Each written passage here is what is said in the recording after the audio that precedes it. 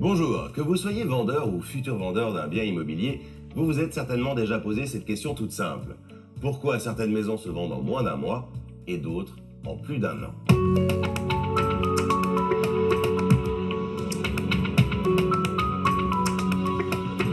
Pour répondre à cette question, nous allons prendre un exemple très simple. Dans ma ville, il y a actuellement 100 maisons qui sont à la vente et je sais que chaque mois, il y a 10 acquéreurs qui achètent donc 10 maisons. À votre avis, comment nos 10 acquéreurs vont-ils choisir leur maison? Il y a bien sûr plusieurs critères, mais le plus important est le meilleur rapport qualité-prix. Il va donc se créer naturellement dans la tête de nos 10 acheteurs un ordre du meilleur rapport qualité-prix des biens.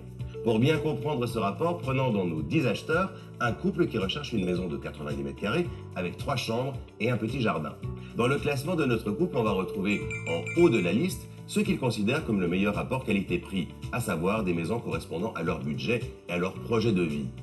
En bas de la liste, on va retrouver des maisons qui ont les mêmes critères, mais dont le vendeur en demande 2 fois plus cher. Enfin, nous avons des maisons intermédiaires en termes de rapport qualité-prix. À votre avis, quels seront les biens visités? Bien sûr, nos acheteurs vont avant tout se tourner vers les maisons vertes, au meilleur rapport qualité-prix, avant de se tourner éventuellement sur les maisons intermédiaires, les maisons oranges, mais en aucun cas, ils ne perdront leur temps à aller visiter une maison rouge. Le bien acheté par nos acquéreurs sera donc situé dans la catégorie des maisons au prix et non pas dans les catégories intermédiaires ou hors de prix. Un mois après, nous avons donc 10 maisons vendues sur les 100 disponibles et de nouveau 10 acquéreurs. Et là, vous allez me dire, formidable, à un moment donné, il ne restera plus que la mienne. Et c'est là que vous vous trompez, car chaque mois, si 10 maisons sont vendues dans ma ville, 20 nouvelles maisons sont mises en vente. Et c'est ainsi dans ma ville, comme dans le reste de la France. C'est là, vous l'aurez compris, ces 20 nouvelles maisons vont devoir se positionner par rapport au marché.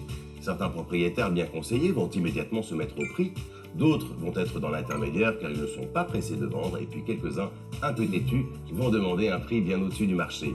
Vous comprenez maintenant pourquoi vous avez des maisons qui se vendent en moins d'un mois et d'autres qui n'ont aucune visite et qui vont se vendre en plus d'un an.